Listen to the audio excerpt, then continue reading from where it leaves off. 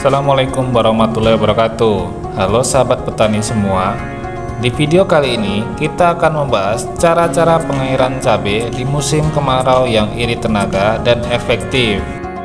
Tantangan utama bertani di musim kemarau adalah memastikan tanaman cabai kita tetap mendapat cukup air, terutama di daerah yang jauh dari sumber air.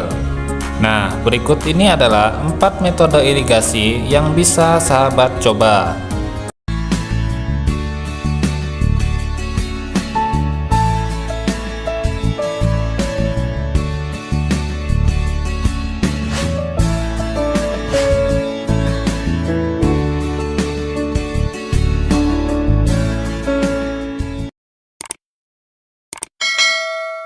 Pengairan cabai yang pertama namanya irigasi permukaan.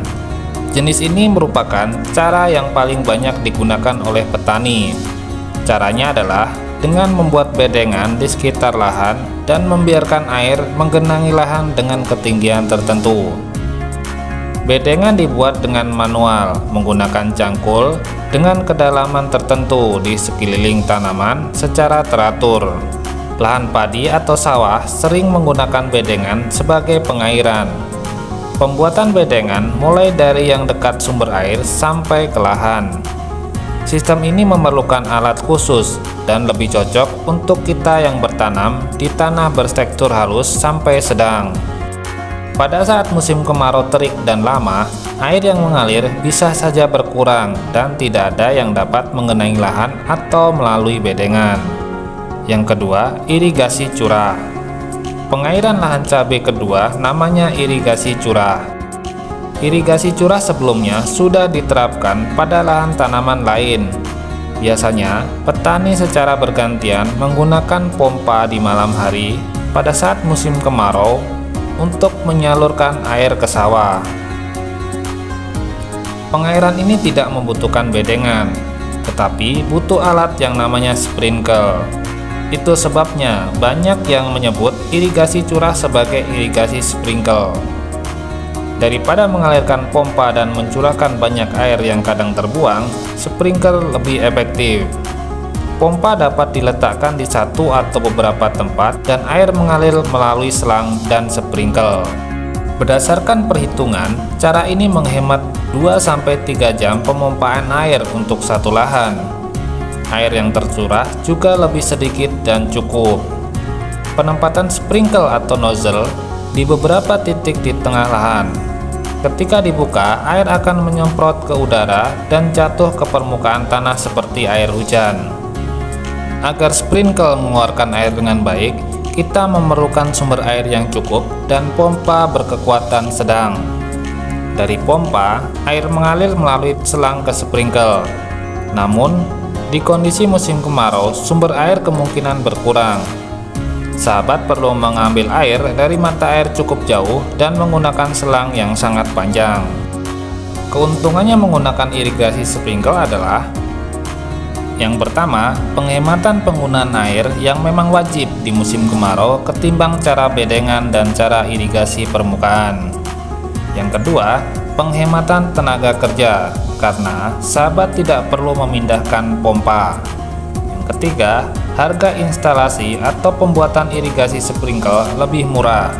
Yang keempat, hama trip, kutu kepul dan tungau yang sering menyerang cabai lebih terkendali karena tanaman tidak terlampau lembab. Yang kelima, meminimalisir penggunaan pestisida karena tanaman tidak terlalu lembab atau kering. Metode irigasi yang ketiga adalah irigasi bawah permukaan. Irigasi jenis ini membutuhkan biaya cukup besar. Sahabat harus membuat pipa-pipa berupa semen dengan diameter 10 cm dan ketebalan minimal 1 cm yang disambung-sambung.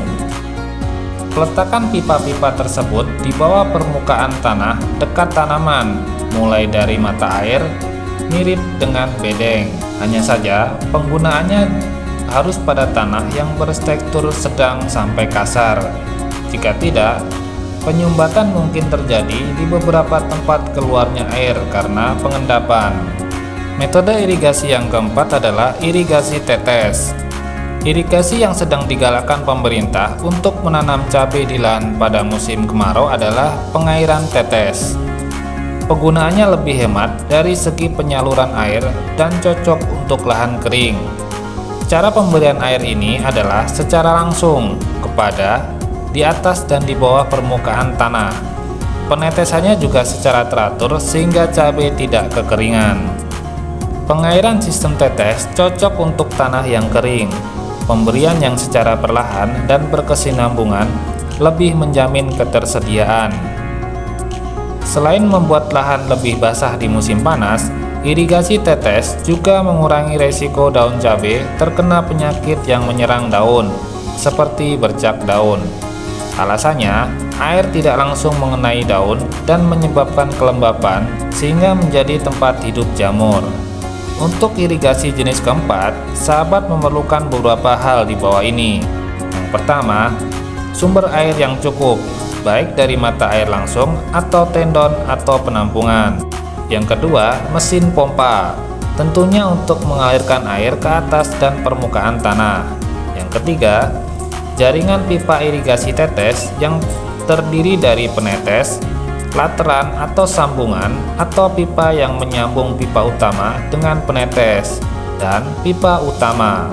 Yang keempat, komponen pendukung seperti katup saringan, pengatur tekanan, pengatur debit, tangki bahan kimia, dan lainnya. Tangki bahan kimia ini fungsinya untuk mengalirkan fungisida, pupuk, dan insektisida cair melalui pipa yang sama. Jangan lupa untuk menggunakan air bersih dalam pengairan. Air yang kotor mungkin akan menyumbat pipa atau penetes. Jika tidak, kita juga harus rajin mengecek dan membersihkannya.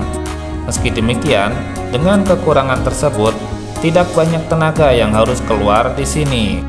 Pipa dapat kita gunakan dalam waktu yang lama. Sahabat juga dapat sekaligus mengalirkan pupuk cair dan pestisida ke dalamnya.